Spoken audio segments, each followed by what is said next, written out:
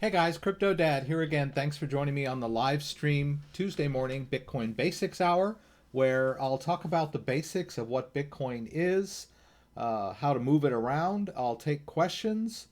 Um, I'm glad you're all here.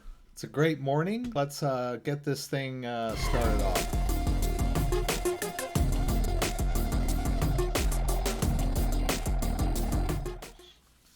All right, good morning. So Bitcoin is flirting with 12K. Pretty good news. I think it briefly broke 12K on Sunday night, and now it's just hovering a bit below that. So good news for the Bitcoin market. So on this live stream, welcome, of course, everybody, but I try to stick to the basics of Bitcoin. So I'm going to go over here to my screen here. Gino's here, W is here, and W has a question about transferring Pax Gold into his ledger, so I'll probably cover that. But let's start off with Bitcoin. And I have a book here called Mastering Bitcoin by Andreas Antonopoulos. It's, I don't know, one of the seminal publications on Bitcoin if you're interested in how it works. And you can buy a copy of that book on Amazon, or you can go over here, you can just Google Mastering Bitcoin, and you can find the book online for free. I guess now they've got the second edition for free. I thought it said second edition there. So you can read it online as well. You can download it to your computer. But I usually like to go down here, to these chapters where we can talk about what Bitcoin is. This maybe we'll just do chapter 2 today. Um, Bitcoin is a decentralized digital currency. It's basically stored in a ledger, which is called the blockchain, and it's basically like a database. I mean, when you think about a database, that's where companies keep their records of all their transactions and their invoicing and their payroll and all that kind of stuff. Or a bank keeps their database of all their accounts and their customers and their loans and their interests and all that stuff. Well, Bitcoin is also a ledger or is stored on a ledger, but this ledger is decentralized, which basically just means that the Bitcoin ledger is stored on multiple computers all over the world. And, that seems odd because generally we deal with centralized databases where, if something occurs, like any kind of transaction, it has to go to the central database and get updated so that everyone that's out there in the world can see that it's been updated. And one of the big ones is like airlines keep a database of all of their flights and reservations and all of that. And the main database needs to stay updated to keep track of all of that. So when anything occurs, it has to go to the main part of the database to get updated. Bitcoin is a little different. Each node or computer or device that holds a copy of the blockchain, when a transaction occurs, it will generally occur on one node, and then that node communicates with other nodes, and the updated blockchain sort of spreads across all of the nodes. And any new node that gets downloaded is going to go out there and check the current state of the blockchain. So, and this is done cryptographically so that all of the blockchains contain the same database, right? They all get updated so that they're all current. And in this way, it's strong and it's also resilient in that a bunch of nodes could go down, but the other nodes can fill the gap, so to speak, so that it's always up to date. All right, and so maybe this is a little complicated here, this particular chart of how the blockchain works, but I just wanted to kind of give you an overview. And when you create a Bitcoin wallet, Not every Bitcoin wallet downloads an entire copy of the blockchain. So, for instance, the Ledger wallet, which I use quite a bit, is, the private keys for the wallet are contained on here, but the actual blockchain is not downloaded to my computer. And of course, it's not stored on this, right? There's not enough room to store the entire blockchain on that. But what it does when I send a transaction out is it queries the current state of the blockchain by going out on the internet and checking nodes, right? And so there are a lot of different types of Bitcoin wallets. There's phone-based wallets, there's computer-based wallets, there's hardware-based wallets like the Ledger or the Trezor, and all of those query the blockchain in one way or another. All right, well, let me see who's here today. I'll say hello. I'm going to pop out my chat here. I'll move it over to this side, so then we'll go back over here. W is here. Gino is here. Good morning. Mega Cool is here. Dominic Lozardo. CZ thinks BTC will be phased out within a few years. Any thought on that? I didn't know that he said that. You're talking about CZ, who's the head of Binance, one of the largest cryptocurrency exchanges in the world. I've got my Binance account pulled up here. The Binance account is the cryptocurrency exchange where you can buy and sell cryptocurrencies. You can deposit money into your cryptocurrency exchange, similar to your bank. Now, remember, or let me just point out, that a cryptocurrency exchange is centralized. A cryptocurrency exchange maintains its own centralized database. Now, it may be spread across several servers and that, but it is a centralized database. And they're holding coins on your behalf. So the cryptocurrency that they hold are all on their own blockchains, but the private keys are all held on the exchange. So when you buy coins on an exchange, it's sort of like having them in a bank. It's great. You can, you can hold coins almost indefinitely on an exchange, but they're really not your coin until you move them into your own wallet where you control the private keys. I know this is a little confusing, but you may have heard this many times before, not your keys, not your coin. So if you're a beginner, it's great that you can hold coins on exchanges, right? That's great. It's easy to sort of visualize because it's very similar to an online bank account or even your Amazon account if you've got a gift card balance or whatever. But let's take that analogy a step further. If I've got an Amazon account and I have a gift card balance, that's all well and good. That's my money. I can use it whenever I want. But it's not really mine until I use that gift card balance to order something on Amazon, like a toaster, and then it gets sent to me, and then I own the toaster, right? The gift card balance on Amazon is all wonderful and great, but what if Amazon goes down? What if my internet connection goes down? Then it doesn't really do me much good. Or Amazon gets hacked, or Amazon, there's a million things that could happen. So it's very similar to a cryptocurrency exchange. If the Bitcoin is on a cryptocurrency exchange, suppose Binance is down for maintenance and I want to sell that Bitcoin. Well, I'm out of luck, right? But if I have withdrawn the Bitcoin to my own wallet and Binance goes down and I want to sell my Bitcoin, well, then I can use a different cryptocurrency exchange. I can use Bittrex or Coinbase or Gemini or whatever, right? So more flexibility when you control the coins, right? So we'll go ahead and cover that first question. No, I'm not really following H-bar yet. It's up in the top 50. That's good for H-bar. Right. But let's go ahead and stay with the concrete here. The question that W asked is about Pax Gold.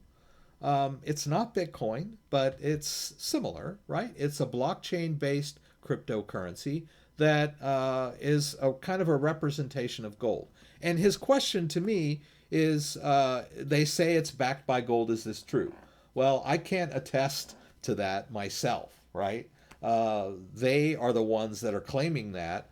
They have auditors. They have a lot of documentation that says that yes, that for every Pax Gold that's issued, there is a real gold stored somewhere, right? But that's the question for them to answer, not me. But that is my understanding, right? But I can't attest to that. I haven't seen the gold with my own eyes. Amazon just gave me an alert. It's probably going to tell me there's something coming today. All right, so let's run over to Coinbase and see if I've got any a small. I think I've got a couple of bonuses in there, so we should be able to. Let's see, maybe buy some of that Pax Gold if it's even sold on Coinbase. I'm assuming it is since you're asking me about it. So let me use my two-factor to get myself logged in here. All right, we'll do that. All right. Okay, so there's 20 bucks in my Coinbase account. Now, let's see. Do they even have Pax Gold? Let's say I want to buy something. Okay, do they even sell Pax Gold? I don't see it in here. Huh.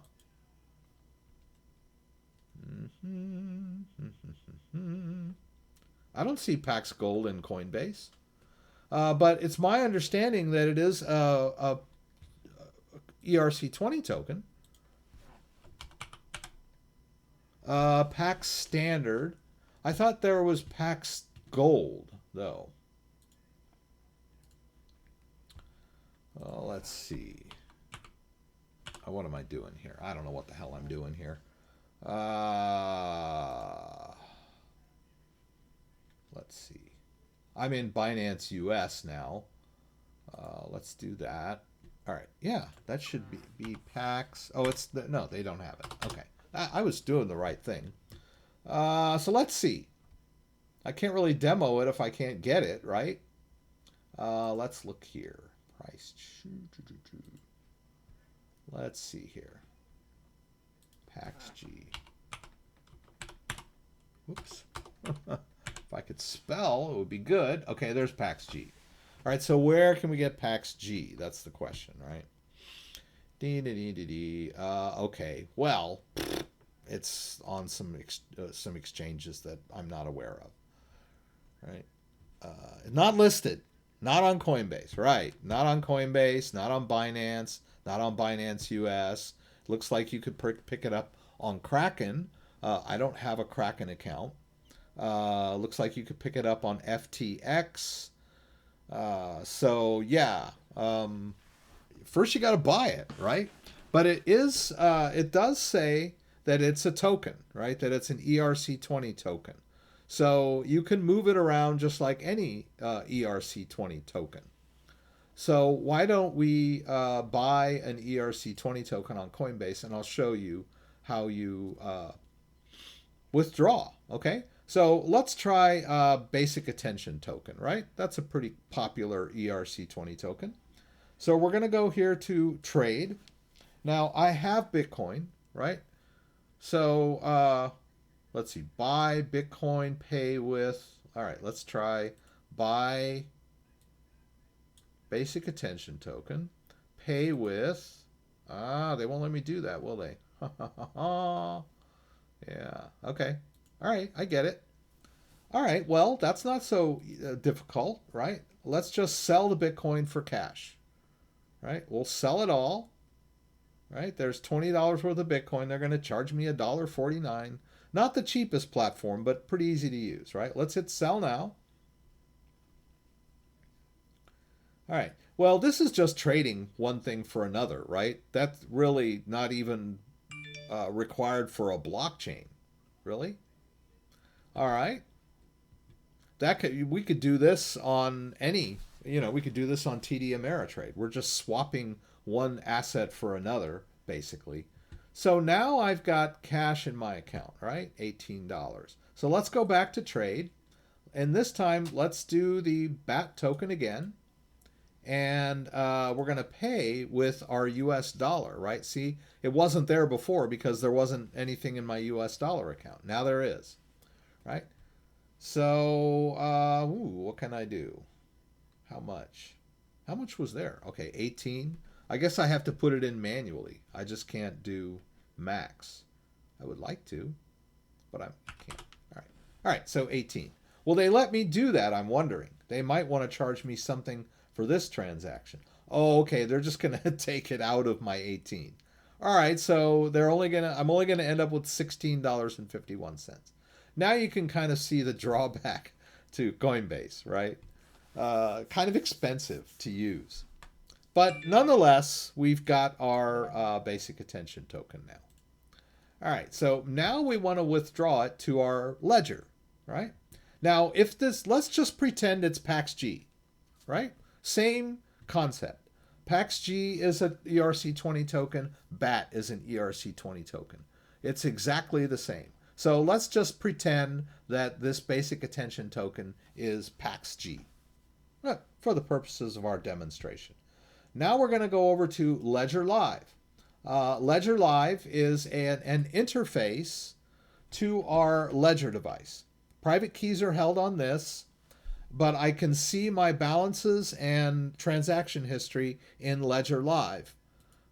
It queries the blockchain.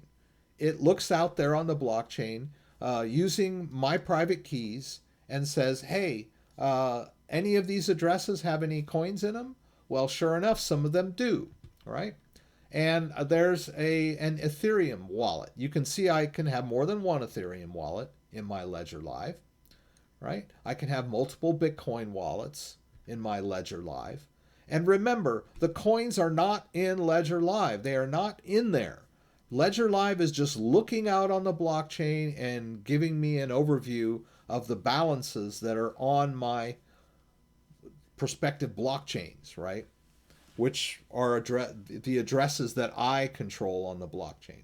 So out there on the Tron blockchain, there are 24,000 Tron that belong to me because I have the private key for those addresses, right? But they're not in my wallet. They're not in my Ledger device. They're not in Ledger Live. Ledger Live is the interface. The device holds the private key. That's all, right? Gives me the power to move those coins around on the blockchain, right? So let's do a little bit of that, right? I've got an Ethereum wallet here, and now Ethereum is the main controller of ERC20 tokens. So when you hear about an ERC20 token, they all get stored in Ethereum wallets. Let's show the tokens, and you can see there that I already have some BAT in here. I've got some TNT. I've got a little bit of crypto.com dust. I've got Datacoin, and I've got some US Tether. All of these coins are in my Ethereum wallet. They all have the same ERC20 address. So if we go to Ethereum and do a receive, there's the address. It starts with OX and E9AB, blah, blah, blah, blah, blah, C6D4, right? That is the address, the public address of my Ethereum wallet. Well, let's go down here to the BAT token, right? Let's look specifically at the BAT token and do a receive. What are we going to see? The exact same address. So I could send any ERC20 token to this address, and my Ethereum wallet would see when the coin came into my wallet, Ethereum wallet would know, oh, okay, this is a BAT token, and it would store it as BAT. Or I could send a TNT token to this wallet. Or I could send a brand new one, like Pax G, and it would be added to the list. Let's copy this into our clipboard, right? Let's go back up here to the Ethereum wallet so you can sort of see. I'm going to make it a little bigger, right? So the Ethereum wallet is the main part of the wallet, and then the tokens are contained within the wallet, but Ethereum stores them separately. All right. We've got the receiving address of the BAT token. Let's go back over to Coinbase. Now we're in our, if we go to Coinbase, right, that's our main page. Let's go here. I'm blurry. We go to portfolio. We'll go down here to our BAT token wallet. And now I want to send it, right? I'm sending it to myself, right? I'm sending it from the Coinbase server over to my own wallet. But that's an oversimplification as well. I'm asking Coinbase to move BAT from one part of the blockchain to another because they control the private keys to this BAT wallet. So it's not even stored on Coinbase. The BAT is stored on the Ethereum blockchain, but Coinbase has the private keys. So I'm going to say, hey, please move some BAT from the address of your BAT wallet to the address of my BAT wallet. So let's hit send all, the whole 1643. They're probably going to ding me again when I withdraw this, right? All right, so it says to enter email or address. That's interesting. Maybe if I use the email of another Coinbase customer, it would work. But I'm going to paste in the address of my BAT wallet. All right, and I'm going to click send.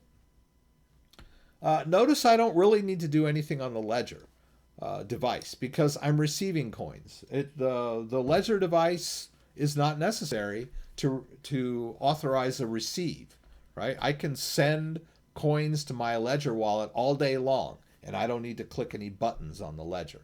So let's hit send now. Looks like they are charging me 4 BAT out of my 57, so that's a little steep. All right, and notice how they say, oh, okay, see, yeah, now it's 1537 worth of BAT, right? Because they're charging me 4 BAT. All right, so we'll hit send now. Now, there are ways that I could do this cheaper, but I'm going to try to keep it simplified for you guys so we don't get too wrapped up in the mechanics. All right, so I need to put in my Coinbase code. We'll confirm there. And let's see what happens. Off it goes, right? It got sent. That's pretty cool. Now I might add as well on Coinbase, when you go into Coinbase and you buy Bitcoin with your bank account, it's not available to withdraw right away, right? They wait for your bank transaction to clear. Sometimes that takes a few days. Sometimes it's within 24 hours. Sometimes it takes longer. Like if you buy it on a Friday and there's a weekend in between, sometimes it takes longer for the transaction to clear from your bank. So keep that in mind when using Coinbase. Same with Binance US. So let's run over now. Let's see here. I should see a pending outgoing transaction. So let's refresh the browser. And there it is, right? There's a pending outgoing transaction. They've authorized the movement of that BAT from one part of the Ethereum blockchain to another part. A part that they control to a part that I control. All right? Now, I can view my BAT wallet here. All right? And I don't see any... I don't see that new transaction yet. I can do an update. Now, usually, and for those of you who use Coinbase, since you're new, I get a lot of people, they say, oh, I just withdrew my Bitcoin from Coinbase and it hasn't shown up in my wallet, and they're panicking. Well, there's a couple of things you can verify on your end, right? First of all, we got this. So we know that it is definitely sending out. It's pending, right? We can even click on this to get more information, and it'll tell us where we sent it to. And then we can eyeball that, right? When we do a receive, there's that address. It's the same address, right? So we know that it got sent to the right address. So we just need to be patient. Let's see what happens here. I'll try a refresh here real quick. All right. So, but that's how you withdraw from an exchange. All right, we'll just close that and we'll just wait. Now, if it might say pending for a few days, right? You never know. Probably not in this case, but I've had experiences with Coinbase where the transaction is pending for a really long time. And it is possible to make mistakes, right? You could withdraw Bitcoin from Coinbase and send it to a Bitcoin Cash address and lose your Bitcoin, right? So you have to be careful where you send your Bitcoin or your Bitcoin Cash or your ERC20 tokens. You have to be very careful. There are ways to lose your coins if you send them to a wrong type of address. Now, Coinbase is pretty good about giving you, it has its own set of controls so that if you try to send like BAT to a Bitcoin address, it would just tell you right away that that's invalid, right? But there are little subtle things mistakes that you could make. So you want to be very careful when you send cryptocurrency back and forth. All right, so that's that. And I couldn't do the Pax Gold, but I showed you how to send an ERC20 token from Coinbase to your own Ledger wallet. All right, so let's go back. You guys were probably commenting while I did this. Oh, the question about CZ saying BTC will be phased out in a few years. I don't know about that. I would assume Bitcoin's going to be around longer than a few years. But, well, seems like an odd thing for CZ to say since he staked most of his fortune on Bitcoin. All right, so let's see. Coinbase just did add band, though. Ah, interesting. I didn't know you could, let's see. Whoops. Okay. Let's do trade. Let's buy. Can you buy band token? You can buy Chainlink, Tezos, Orchid. I don't see band. I see comp, but I don't see band token. They may have just announced it today, right? Or it may be Coinbase Pro. But that's cool. Better to transform your fiat to Coinbase Pro and buy or sell. Yes, very good. Thank you, TA2 Web Service. When I was withdrawing the BAT and we were looking at all those little merchant charges and little pieces that they were taking out, I mentioned that there were cheaper ways to do this, and that is exactly one of the cheaper ways to do a Coinbase withdrawal. You want to move your Coinbase holdings into Coinbase Pro because Coinbase Pro doesn't charge you those withdrawal fees. It's more of a professional trading platform. So that would be one way to save a little bit of money on what I just explained to you, right? Coinbase Pro is the professional version of Coinbase. Let's go here. If you have a Coinbase account, then you can set up a Coinbase Pro account. You log in with the same credentials. It's just a little more of an advanced interface for people that like to trade. Let's see if they've got, what'd you say, Band, B-A-N-D? Oh yeah, check it out, right? You can buy Band on Coinbase Pro.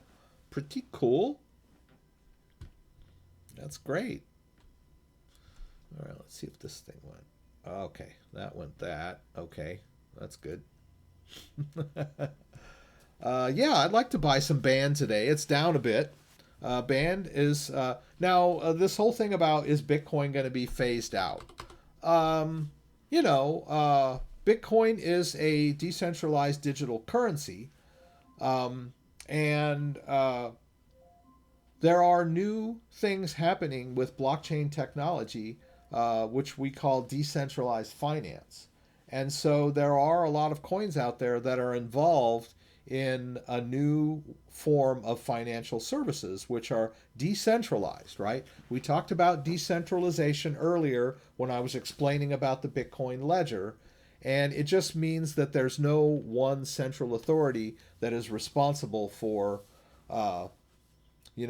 keeping the records updated. So, for instance, we've got Band, which is a decentralized cryptocurrency, and their platform can allow traditional financial services in a decentralized way, like lending and borrowing, right? That's pretty cool.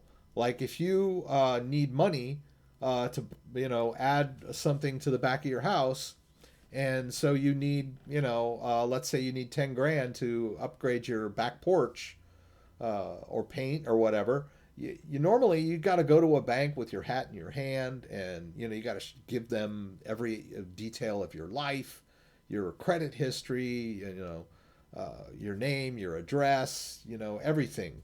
And you're kind of like you're down here, they're up here, right?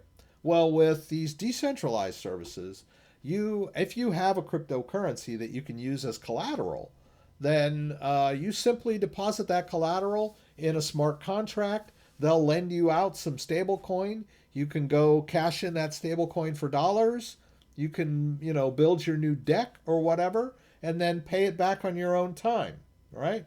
And then eventually, once the loan is paid back, then your collateral will be freed up and you'll be good to go. Now, the only, drawback is that your collateral might go down in value, right?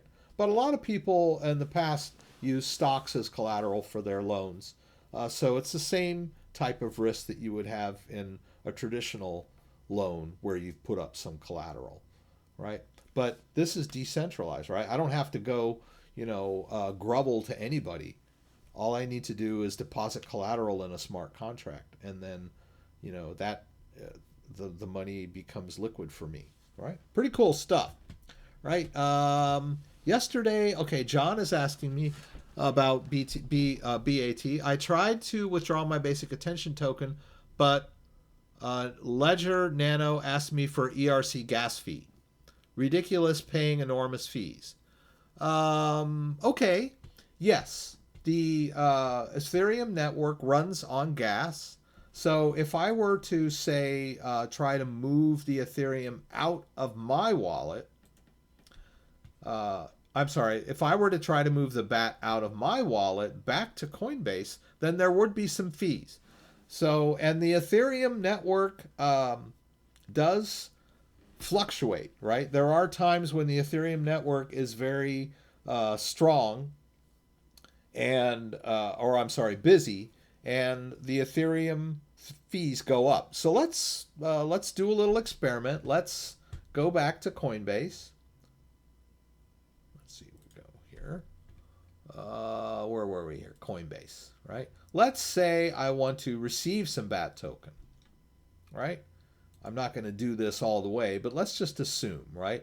I'm sending some BAT to them, right? Because maybe I want to liquidate, right? So let's go back over to my Ledger wallet, right? And let's hit send, and we'll paste in the Ethereum address of Coinbase, right? I'm sending my BAT back to Coinbase so that I can liquidate if I want to, right? I know it doesn't make sense because we just pulled some out, but we're just demoing, right? So let's hit continue here. Let's say we're going to send the max amount of BAT, right? $300 worth of BAT back to Coinbase. We'll hit continue here. Oh, I wanted to see where okay, here, the fee. I think they're going to tell me a little more. The network fee is 0.007. So let's figure out what that is. Let's go over here to BAT, or ETH, pardon me. Ethereum. Ethereum is how you pay your fees. So let's say, what was it? 0.007. Okay, so they're charging me, this is the Ethereum network, right? There's no head of Ethereum. There's no CEO of Ethereum. It's a decentralized blockchain. And the fees are generated based on traffic and all that other stuff, right? And there are people that can mine Ethereum and keep the network going. It's a community project, right? So when you send Ethereum across the Ethereum blockchain, there are small fees that benefit the people that are actually maintaining the network, right? It's like a co-op. So $2.69 to send $300 worth of BAT. Okay, it's not unreasonable, I wouldn't say. Maybe a little, right? I'm not sure what your fees were. Who was asking that? John. Enormous fee. All right. Well, okay. It's not huge. I wouldn't call that enormous, uh, but it's not, it's not ideal. I mean, free would be the best. Oh, there's that bat that came in. The bat just arrived from, because I was curious when I hit send. I was like, hey, I only have $300 worth of bat. I should have like 315, right?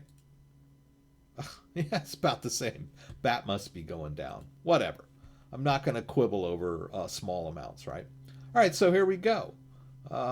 We've got, so yeah, there's going to be some fees when you send across the Ethereum network. But I don't know, maybe yours was higher, I'm not sure, based on what you were sending. Let's check with Gino here. You can buy gas on Binance. I used to have some along with some NEO, which pays out gas. Well, that's NEO gas. That's different than Ethereum gas, right? NEO has its own form of gas. Do you know roughly when Cardano will be able to be moved around? I think might be August 15 because of Shelly upgrade. And by the way, thank you. Learned a lot from you. I appreciate your knowledge. I've been moving Cardano around. Now, I had somebody that had a problem with Cardano. All right, so here we go. Here's my Shelly wallet. I created a Shelly wallet. I put some Cardano in there, and you can see that I just sent some Cardano this morning. So Cardano can be moved around. I could move it from one wallet to another, right? I've got a wallet here that's got some Cardano in it. Let's go to this wallet. Let's hit receive. Let's copy an address into our clipboard. Let's go back over to this big wallet. Let's hit send. Let's paste in the address of my other wallet. Let's put in 1,000 just for giggles. And we'll hit next. And then I'll put in my password.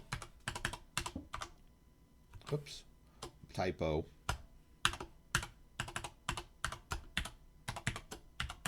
Hit send.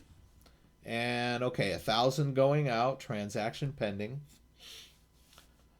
Let's see if it gets stuck. I did have a pending transaction get stuck on me last week, which is kind of weird. But I withdrew my ADA in the storage wallet to an outside address, and it got withdrawn. So as far as I know, you can move ADA around. I don't know. Maybe this one, Shelly to Shelly, might be sticking. We'll see. We'll hang on for that. It's free if you use Coinbase Pro. Cool. Thanks for all the amazing videos for the crypto journey. Trey Biddy. Thank you, Trey Biddy.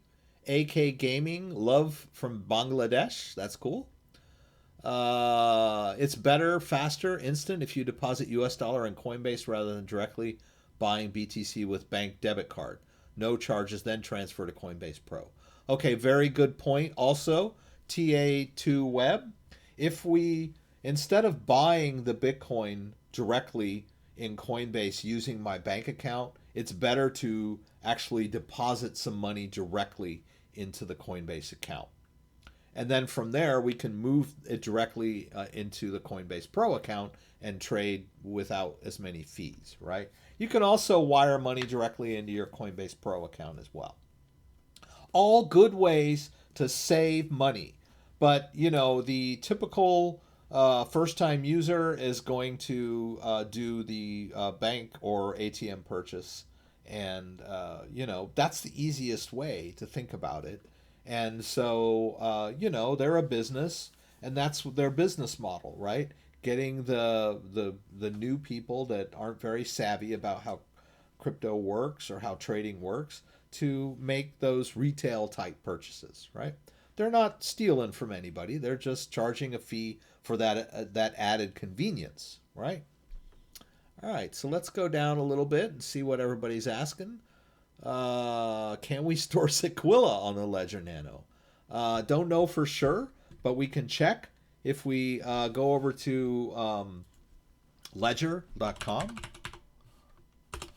We can check what crypto assets are supported on a ledger device. Right? Let's hit crypto asset. Let's type in ZIL, and we'll go down here. Zaquilla, not yet supported in Ledger Live, but it does say that it's supported on Zillit.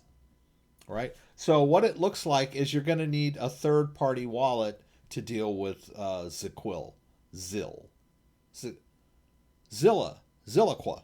I'm not crazy.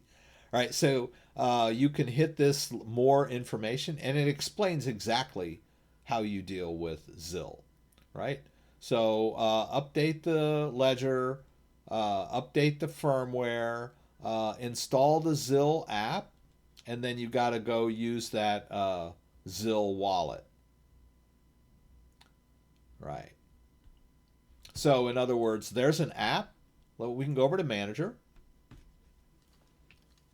I need to be at the dashboard. Let me move this. Sorry. Sorry, making a bunch of noise there. Let's go over to... I'm going to turn on this secondary camera so you can see my... Oops. Whoops. There we go. I want you to be able to see my device here. Right? I need to get out of the app that I was in before. I was in the... earlier, I was in the Ethereum app. Now that I'm back up on the dashboard, the manager can interface with my device, right? I need to allow Ledger Manager, right? And then we can search for the ZIL app, right? ZIL. Okay. It said there was an app, right? What was it? Let me go back over here. Go to Manager, unlock your ledger, find Zaquilla in the app catalog.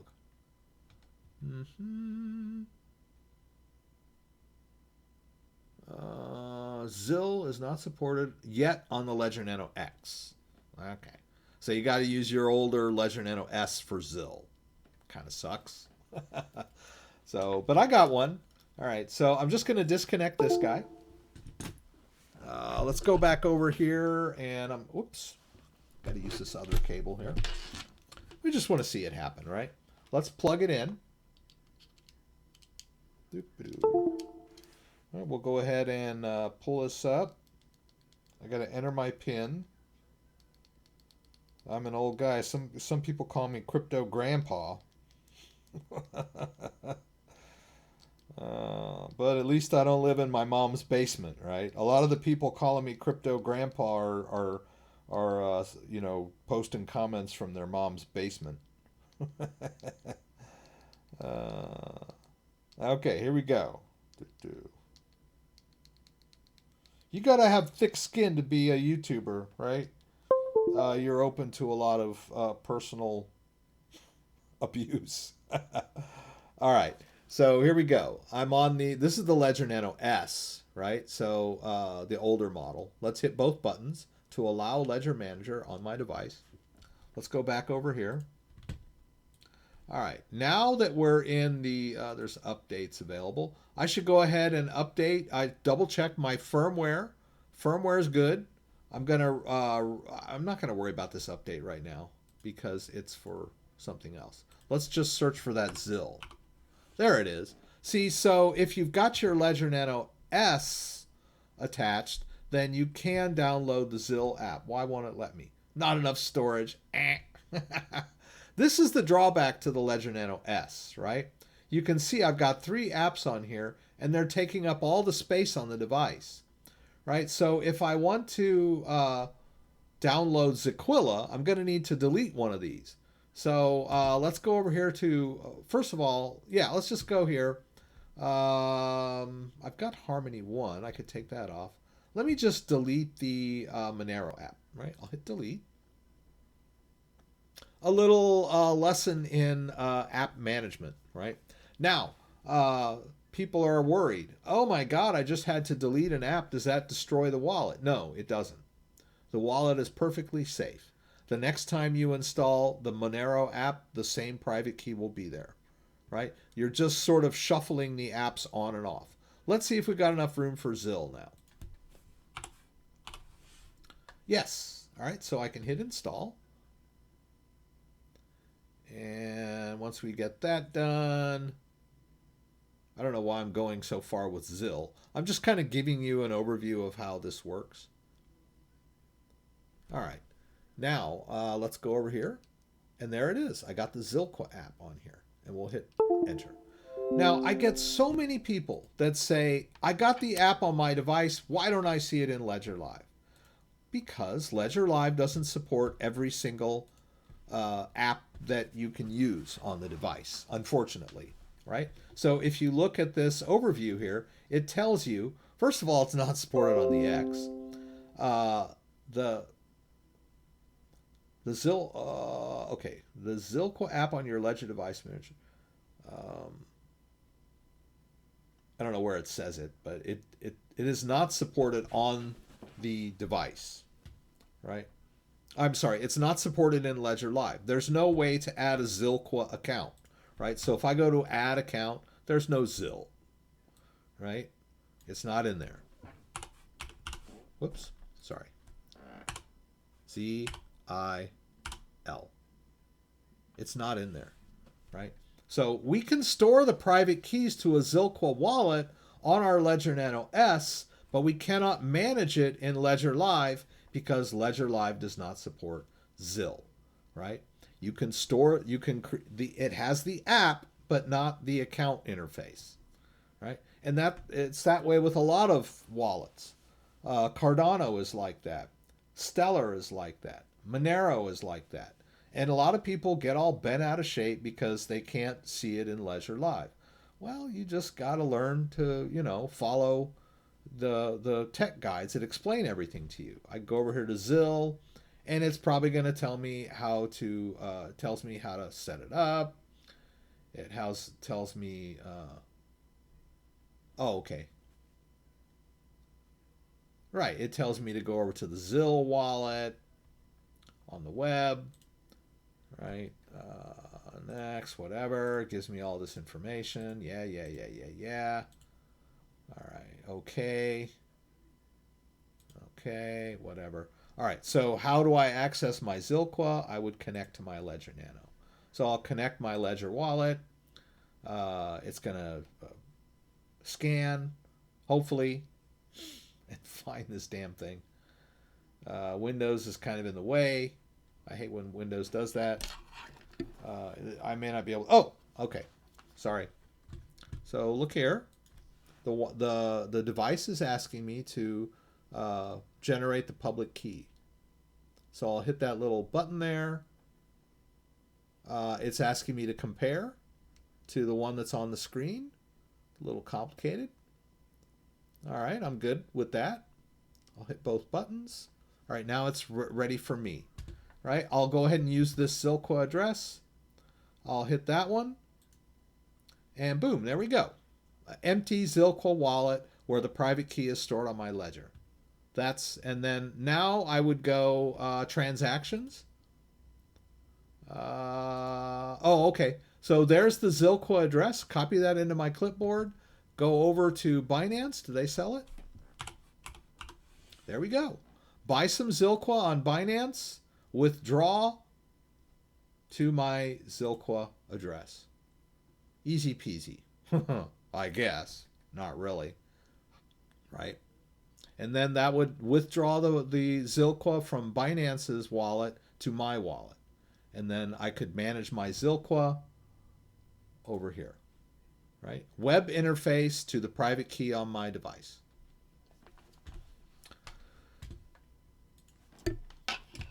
All right, let's see. What else is going on, guys? I always end up getting, hey, Gino, thank you for the tip. That's very nice of you. I always end up getting distracted from Bitcoin on these, but that's okay. I'm sure, you guys are curious, so I try to answer all your questions the best I can. Okay, here we go. Oias Honeyman has a question. Let's see what he's got here. I have a question, if you can answer, please. If we are staking 100 Tezos in Ledger Nano, wait time before we start earning rewards is 40 days. My question is, if we add more Tezos to the same staking wallet, do we have to wait another 40 days for the new coins to merge with the already staking coins. I'm pretty sure you do, but I think let's go over to Ledger. I am staking some Tezos. When you stake Tezos, you create a Tezos wallet, install the Tezos app on your device in the manager, and then create a Tezos account. You can manage it directly in Ledger Live, and then you can earn rewards by setting up delegation to a validator. And once you've got that, they're going to say, okay, well, you have to wait 40 days for your rewards or whatever. And then after those 40 days, you'll see rewards coming in, right? I got some rewards coming in August 11th, August 7th. Looks like they skipped a few days there. Generally, it's like every day or couple days, right? But the question is, what if I put more Tezos in there? Do I have to wait another 40 days for that additional Tezos to be rewarded in my wallet? I don't know the answer to that off the top of my head. I do know that when you add more Tezos to the wallet, it automatically becomes part of your staking. But whether the delegator sees that new balance right away or you have to wait for 40 days, I'm not really sure. It would be cool if, since you're already staking it, when your balance changes, they just start adding the additional rewards based on the bigger balance. But I don't know for sure. I can't answer that question. But it's a great question.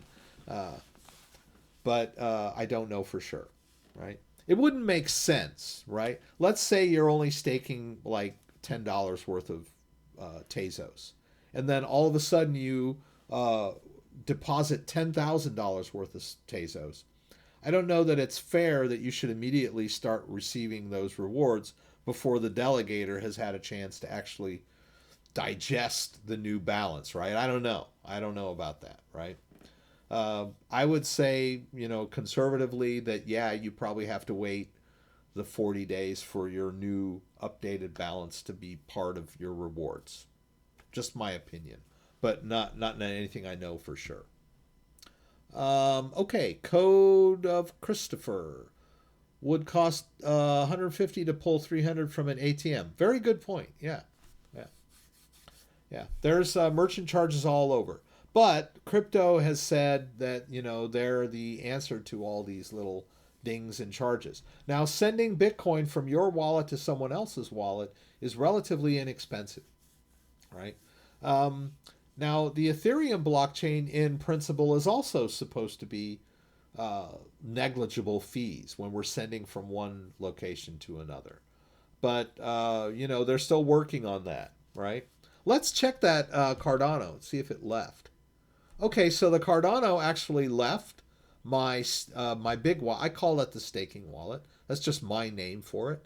It is being staked, right? And then I sent it over to storage, right? So storage received the 1,000 ADA from the other wallet. So both of these wallets are under my control. I control the private keys to both of these wallets, but the ADA is out there on the Cardano blockchain. But I managed to move 1,000 ADA from one Cardano address to another Cardano address. So you can move Cardano. There's nothing preventing you from moving Cardano around. TA web service. I've been waiting for a Ledger Nano Live to add ADA staking before begin to stake. Okay, that would be cool, right? If there's a couple of things that would be cool. Number one, if you could simply add a Cardano account, that would be cool, right? Or ADA. That would be so cool. But you can't, right? You cannot manage your ADA in Ledger Live, right? So you can't really store ADA. You can store ADA on your device, but only the private key on the Ledger Nano S or X. And then you have to use a third-party wallet like ADA Lite or Yori to manage your balance. Now, you can stake in ADA Lite, but it's not the same, convenience-wise as it would be for Ledger Live to support ADA directly and allow you to stake like it does Tezos. That would be cool. But another thing that would also be exceptionally cool was if you went to Daedalus, downloaded Daedalus, and when you clicked Add Wallet and created a new wallet, they gave you the option to use your ledger, just like Zilqua did. Remember when Zilqua said, hey, you connect to your ledger, and now you can manage your ledger, your Zilqua balance from your ledger in their wallet? It would be so cool if Cardano allowed, I'm sorry, the Daedalus wallet allowed that. That would be better to me than Ledger Live, right? Because I've got my key stored safely on my device, and I could connect it directly using the Daedalus wallet and then stake and earn rewards. So I get the best of both worlds. I've got the Daedalus wallet where I can earn staking rewards, and my private key is stored safely and securely on my Ledger device. All right. You can do that with the Monero wallet. You can create a Monero wallet and use your Ledger device. There are a lot of cryptocurrencies out there that are compatible with the Ledger device, just not always with Ledger Live, right? It would be great if you could manage all your crypto in Ledger Live, right? But technically, I guess it's not as easy as one would think, right? All right. So let's get back to questions here. Let's pull this back up. We were over here.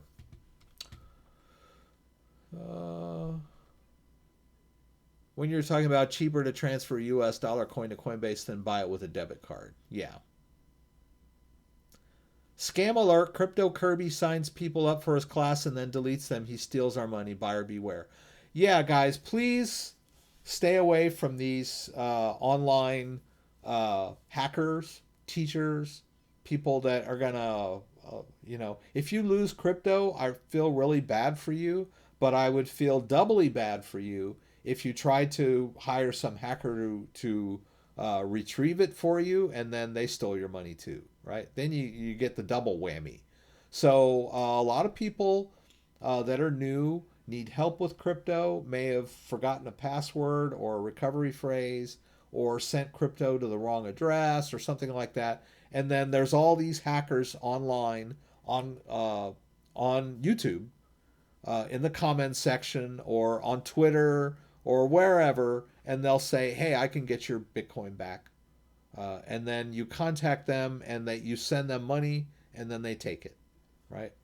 So don't be fooled by these people. If you need someone to help you with your crypto, find somebody reliable, check them out, check with other people who have used them before, and make sure they're legitimate, right?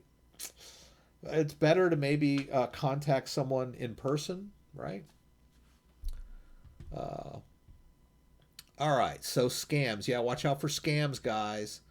What happened with Ledger? Some problems. Hack or still safe, please. I have Ledger Nano S, still safe. There was a hack of the Ledger customer database, but it had nothing to do with the device itself. The device itself generates random private keys when you initialize it. This is confirmed and certified by third parties and compliance boards and all that. It is a legitimate hardware functionality, right? It does not share that private key with Ledger, right? That is your own private key stored on your device and backed up, and you write down your recovery phrase. That is only you, right? Ledger does not have access to your wallets. They don't have access to your coins. They don't have access to any of that. So when they got hacked for their customer database. The customer database was just the names and emails of people that had bought Ledger. So the vulnerability, and that's bad, right? That's all bad, but they're not the only ones. It happens to a lot of companies, right? It's bad and disappointing, but it's not the end of the world. The only thing you need to watch out for is now that whoever this hacker is that stole this information from their database, they now know your name and your email. So they could send you an email and claim to be from Ledger, right? They would create an account that looks very convincing, and they would say, hi, this is Ledger tech support. You need to reset your password, or you need to, restore your device or whatever, because you might get hacked, right? It's funny how hackers always use the threat of hacking, right? They'll say, hey, your account is insecure. You need to log in and update it because you could get hacked. Well, they're the hackers, right? So that's the only thing you need to worry about. If Ledger is never going to send you a request out of the blue, right? They may send you marketing information. Hey, new stuff going on with Ledger or whatever, but they're never going to send you an email. Hey, Rex, there's a problem with your device. You need to reset your password or something of that nature. That's a hack, right? Those are hackers. So the vulnerability there, and those are called phishing attacks. And a phishing attack they get as much information about you as possible, and then they target you. Whether you're at a company they're trying to hack, or you're just a normal guy like you and me that has a ledger and they know you have a ledger, then they're going to attempt to fool you into providing the information that gives them access to your crypto, right? So be on the lookout for anybody sending you an email from Ledger or pretending to be from Ledger saying that they need your recovery phrase or your private keys or anything of that nature, right? But your crypto is safe, right? These people do not have access to any of your crypto balances, right? They only stole customer information from Ledger. Okay, so I got some spammers. Wow. I'm honored, right? People are trying to spam and scam me. I love it. Once again, thanks for the tip, Gino. Wow, some good scammers. Well, YouTube flags most of this stuff, all right? And I guess they don't realize that I have the power to ban them from my channel. Right? Okay. Okay, TA web service. Yes. If you have the Cardano app on your device, it will direct you to ADA Lite. That is the way you manage your ADA on a ledger, right? It's a third-party wallet, just like that Zilqua, right? So let's go. I'll just do that. You saw that I have ADA in my Daedalus, but I got to enter my PIN. Sorry.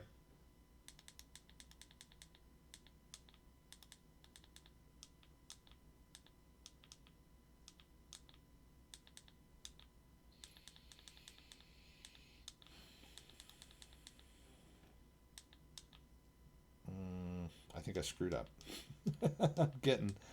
I'm getting a little confused here. Sorry, guys. All right, let's do this one more time.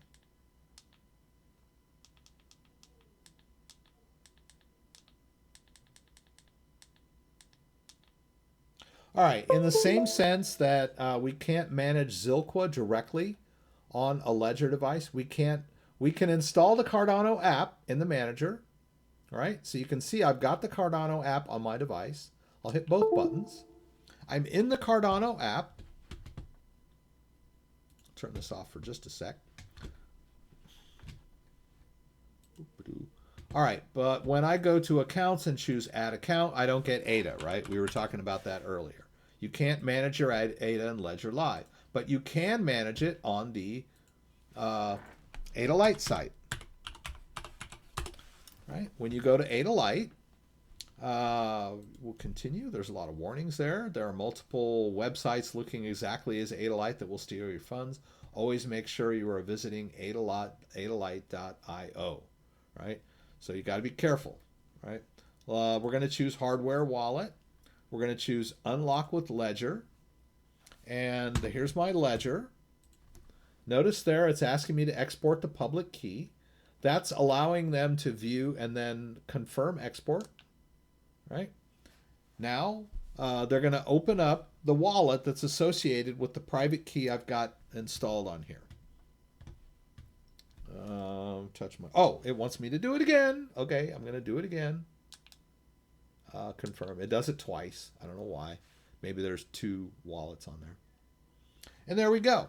Now we've got a way to manage our ADA that we have the private key stored on here. More secure than maybe even more secure than Daedalus, right? Because Daedalus is a desktop-based wallet where the private key is stored on your computer. Your computer might get hacked or stolen or whatever, right? This guy might be stolen too, but there's a PIN, and it's more secure. But I could withdraw ADA from my Daedalus wallet and put it in here if I wanted to. All right, so let's try that.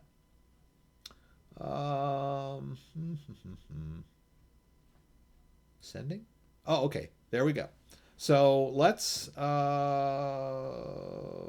haven't used this one in a while. Oh, okay. Here it is. Over here. My addresses. Right. I'll use one of these ADA addresses. Let's see if the Daedalus wallet will send to those. Let's try 1,000. Right. There's my ADA Lite address. Or actually, that's the address of the key that's on here, right? When I installed the ADA app, I installed a private key on here. Let's put 1,000. Let's hit next. Let's hit our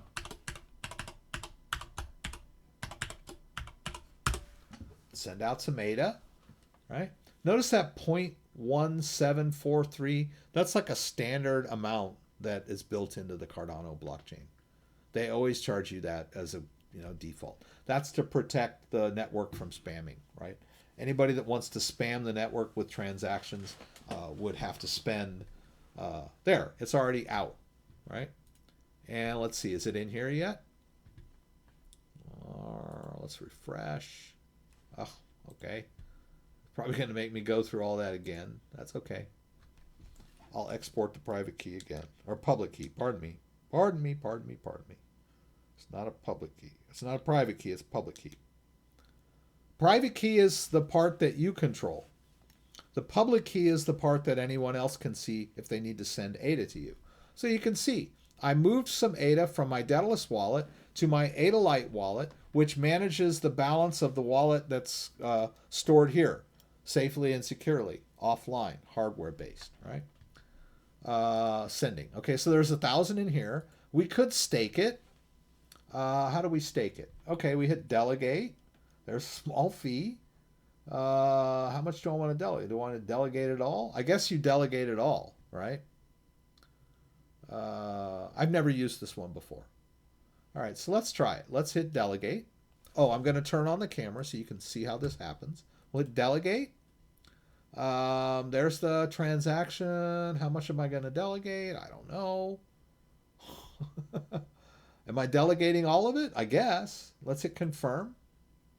All right, now it's going to tell me yes. I'll hit both buttons here.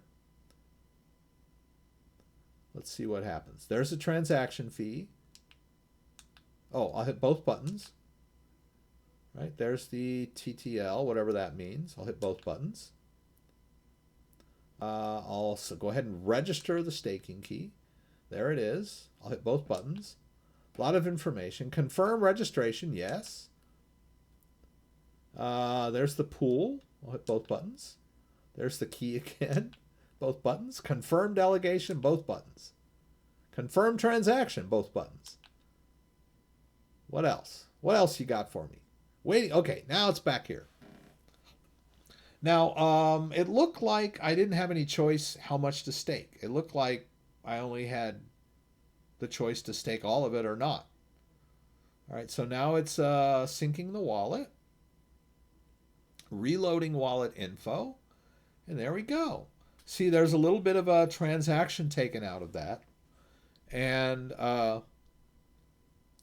or a little fee for. But now I'm staking 997 ADA on the Cardano network. Now there's a bit of a limitation. This is why I'm going to turn the camera. This is why it's better to use Daedalus, because Daedalus is more flexible.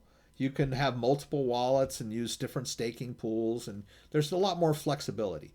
When you stake your Cardano with the ADA Lite interface, yes, your private key is being stored on your device, but you only can stake one. You can only do one staking per Cardano address, right? But cool nonetheless, right? You choose. Still in its infancy, still not totally convenient. and intuitive and all that stuff, but possible, right? All right. Let's go back over here, see how things are going. Yeah, TA web service, no. ADA does not show up in Ledger Live. We talked about that. Okay, more spam. I'm going to hide that guy from my channel forever. Thanks for your videos. Can you link Metamask to Ledger and make it easier to transfer funds between the two? Yes, you can. There's a way to do that. The two-button system on the Ledger device is annoying. No, yeah, slightly. It's, it is what it is, right? It's a small, if it were big and had huge buttons and a keypad and everything, then I think it would be too big, right? So they chose to use the two-button interface just kind of because of the size of the device, right? We don't want something that stores our private key to be like too big, right? We want to be able to tuck it in our pocket or hide it in a drawer. They had the Ledger Blue, which had a screen interface. I guess it didn't work out. They're not making them anymore for whatever reason. Maybe it was just too complicated. So it does what it does. And the interface is primitive because we got this two-button interface. So, and there's a learning curve to get the hang of it. But once you do, it's not a bad way to store your private keys. It's just not as convenient as maybe your phone. Atomic Wallet is a great desktop-based wallet that you can use to store multiple cryptocurrency. It's similar to Daedalus Wallet in that it's a desktop-based browser. Your private keys are stored on your device, whether it's a desktop or a laptop computer. So slightly more vulnerable than a hardware wallet, but still a good, solid cryptocurrency wallet where you control the private key. And it's a convenient, easy to use wallet. Any suggestion altcoins to make me a millionaire in a couple of years? Can't help you with that one. Sorry. I try to stick with the big ones. It's not gonna make you rich overnight, but it's a good solid investment, right? That might double or triple if you stick with the top. I'll say this before I go. If we go to coinmarketcap.com,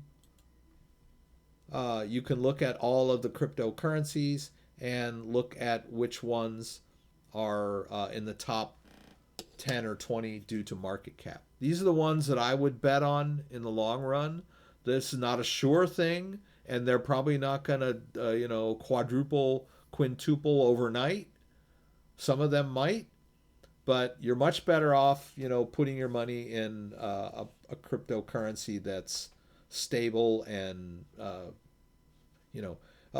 when you're dealing with, and I'm not giving financial advice, I'm not a financial advisor, so take it, this is just my opinion. If you stick with coins in the top 20, not only are they, probably going to, be around for a while, but they're easy to access, right? If you're trying to buy, Fibly coin, somebody said, hey, buy Fibly coin. And you're like, okay, it's only available on 2 exchanges. There's not much liquidity. It's kind of hard to find. It's kind of hard to buy. The price can fluctuate violently due to big orders. You want to probably stick with a coin that is like in the top 20 because they're available on multiple exchanges with lots of liquidity, easy to buy, easy to liquidate, all that stuff. You don't want to have Fibly coin and then have it jump up by 1,000% and then not be able to sell it because it's only on this one exchange, and then you try to transfer your Fibly coin back to the exchange, it's overloaded because everyone else is trying to, sell their Fibly coin, right? So that's the danger when you're buying these little tiny, we would compare them to penny stocks, right? These little coins, right? Hard to buy, hard to liquidate, right? But Bitcoin, Ethereum, XRP, Bitcoin Cash, Chainlink, you need to sell those, boom. You can put them on Binance and sell them right away.